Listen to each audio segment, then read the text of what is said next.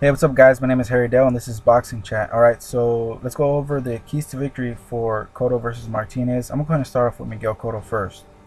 When I think about keys to victory for Miguel Cotto, the first one that comes to mind for me is Miguel Cotto needs to time his left hook, and he needs to use it as a counterpunch. The reason why I say this is because Martinez likes to throw the straight left hand to the body. Now, by doing that, Martinez is going to leave himself open for the left hook from Miguel Cotto. Why? Because Cotto fights small, and Martinez is going to have to drop down pretty low in order to land that body shot. So as soon as Cotto sees Martinez trying to go downstairs, he needs to throw that left hook. If he does that, he's going to have a great chance of landing it. And the reason why he can't use it as a... And the reason why he can't just set it up like he normally does is because he just... Or lead with it, is because he's just not fast enough to do it. Martinez will not let him set. Martinez is not going to let Cotto just plant his feet and tee off. That's not going to happen. So Cotto's best chance is to use his left hook as a counterpunch, and he needs to time it perfectly. Another key to victory for Miguel Cotto is he needs to stop fucking bouncing around in the ring. Miguel Cotto has this terrible habit of doing this. If you don't know what I'm talking about, go ahead and watch his fights. He likes to just bounce around while he's not throwing punches. He's just bouncing around. I mean, one, that's exhausting. Can you imagine just, jump roping and trying to fight somebody at the same time? I mean, after 4 or 5 rounds, you're gonna start gassing out. But besides that, the reason why he needs to stop bouncing around is because he's gonna give himself away to Martinez. He's just gonna give himself away really easily, actually, because when Miguel Cotto stops bouncing, immediately that he's getting ready to throw a punch, because like I said earlier, Cotto needs to plant his feet in order to throw his best punches. As soon as Miguel Cotto stops bouncing around, Martinez is going to realize it, and he's going to be like, okay, here he comes, he's going to start throwing, so it's time for me to get out the way. That's exactly what he's going to be thinking, and Cotto just needs to catch Martinez off guard. A slick fighter like Martinez, you have to catch him off guard. You have to be slick yourself. And he's not going to do that by bouncing around, kind of like giving himself away. Because what Cotto does is, he, as he's bouncing around, when he's getting ready to throw a punch, he does it a little less, then he's starting to tippy-toe forward, then he stops, and then he throws. And Martinez is too fast for that. He's not even going to be there by the time Cotto's ready to throw. Alright, and another key to victory for Miguel Cotto is he cannot square up. He needs to stay disciplined, and he needs to stay balanced and have the proper stance. Cotto has a really bad habit of squaring up right in front of his opponent. Another key to victory for Miguel Cotto is he must stay off the ropes. Cotto struggles when he's against the ropes. He just does. He doesn't like being there.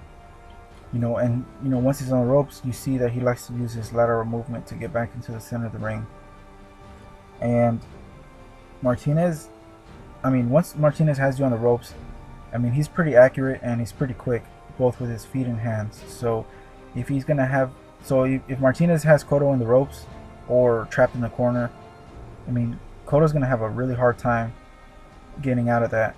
And the best way for him to do that is to fight out of it, which is going to leave him open to getting, hit with Martinez's best power shots.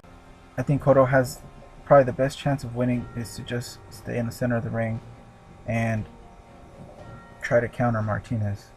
And the last key to victory for Miguel Cotto, and this is very crucial. He just absolutely cannot, and I'm being serious, he cannot invite Canelo to the fight. Because if you haven't heard of the Canelo jinx, for those who don't know what I'm talking about, okay, real quick, Victor Ortiz was supposed to fight Canelo in September of 2012. What happens? Canelo goes to the fight between Victor and Josecito Lopez. Canelo's, excited. He's like, it's going to be a great fight between me and Victor. What happens? Victor gets his jaw broken, and then Josecito gets the fight. Then 6 months later, Canelo's like, hey, let's do a fight with Cotto. Cotto's like, let's do it.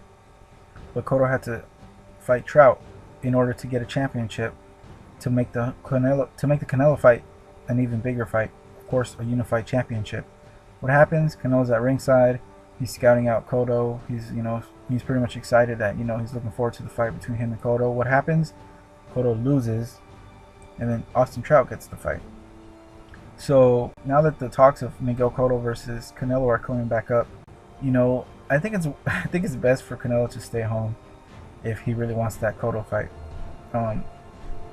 But yeah, I'm just fucking around, but it's true. I mean, if you believe in superstitions, it's kind of fucked up how those fights didn't happen because Canelo was there and they were just planning ahead, which is never a good idea in boxing. All right, so let's go ahead and do the keys to victory for Sergio Martinez. And the first key to victory for Sergio Martinez is he needs to headhunt. Cotto can take a good shot to the body, and like I said earlier, if Martinez tries to go to the body too low, he has a chance of getting countered because he's going to leave himself too open. But also, Cotto has been busted up pretty bad to the face before, and that's with no disrespect, but it's true. And Cotto is also pretty chinny. I mean, you don't really need to break Cotto down in order to weaken up his jaw. If he gets clipped pretty good, he's either gonna go down or he's gonna be doing the chicken dance, or and he's gonna be really hurt. I have a gut feeling that Martinez is going to be going for the head all night and really just try to take Cotto out. Another key to victory is he needs to let Cotto come to him. There's two reasons why I believe that is the best way for Martinez to win.